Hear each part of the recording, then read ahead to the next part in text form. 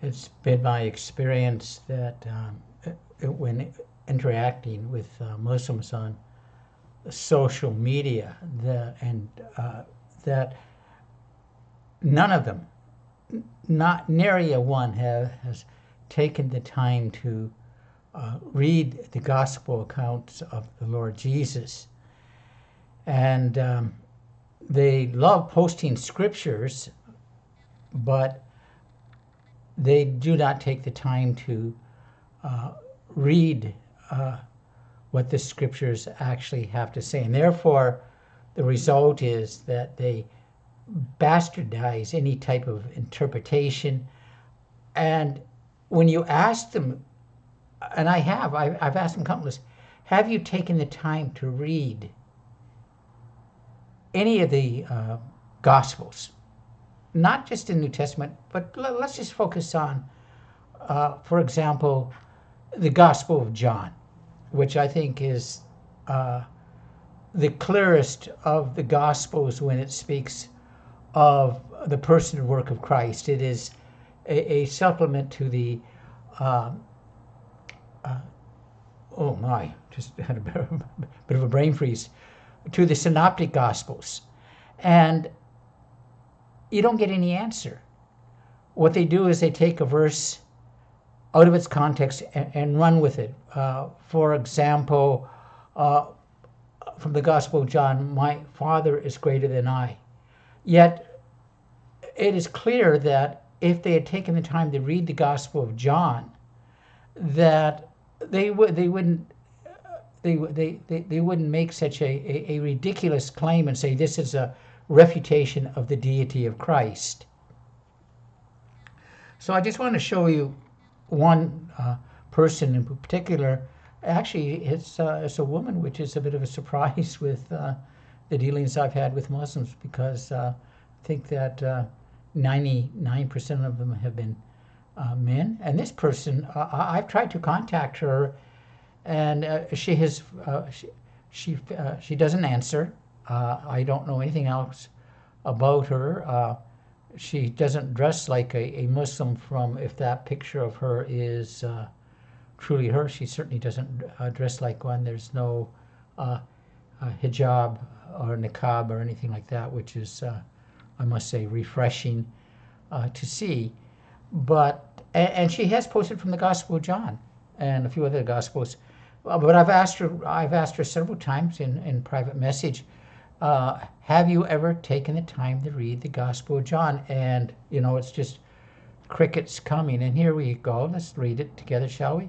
Give me a clear verse in the Bible that says that Jesus is God, or Jesus asked his followers to worship him. Well, again, my dear sister in humanity,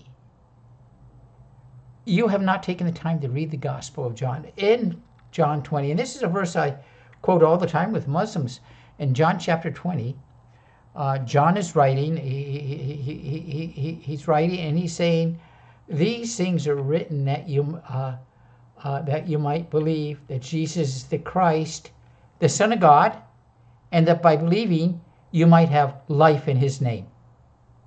Now, there is a clear voice about why, John is telling us why he wrote his gospel, that you might believe that Jesus is the Christ, the Son of God.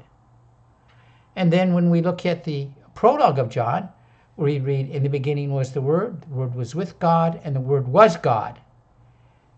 Do they do any exegesis on that? No, it's just totally ignored. They try to turn it into something that it really isn't.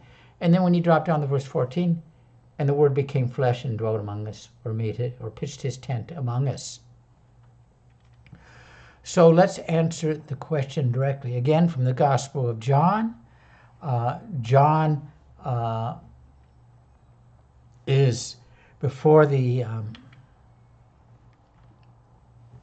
was arguing with the Jewish leaders, the Jewish authorities, and he says,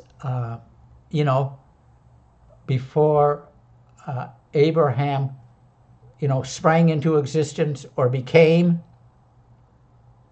I am, ego eimi. And so Jesus is making it clear, a clear claim to his deity. Because what were the reaction of the Jews?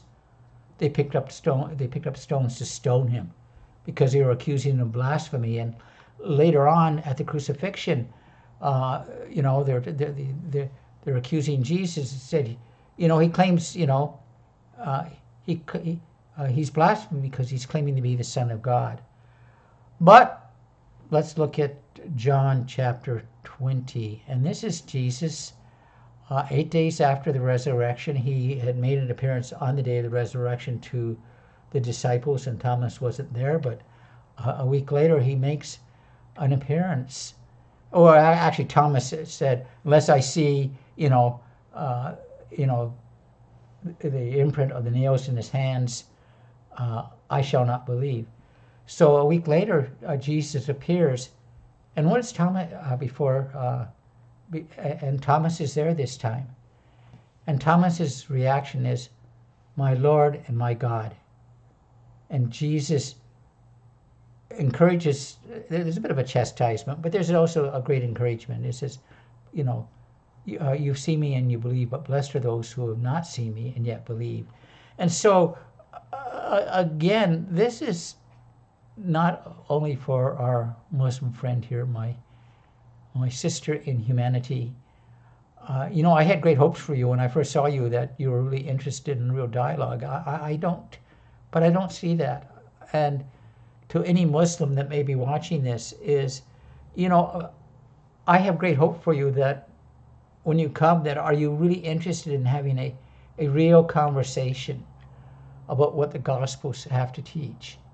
And are you going to be honest enough to acknowledge that the Gospels do teach that Jesus Christ claimed to be God, that the Gospels do teach that Jesus is God come in the flesh? It teaches about his resurrection, or rather it teaches about his crucifixion and resurrection and his return. Now, you may choose not to believe the Bible. You may choose to believe it's just made up fairy tales.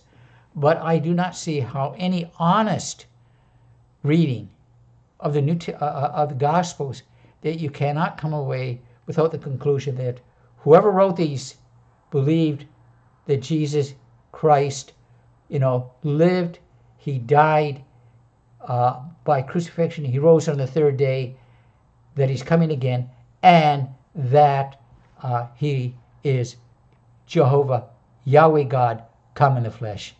And that does recall that you're left in a bit of a bind. You either have to accept it or reject it, but to try to twist the scriptures, I think, is disingenuous, it's dishonest, and you're doing so to your own damnation.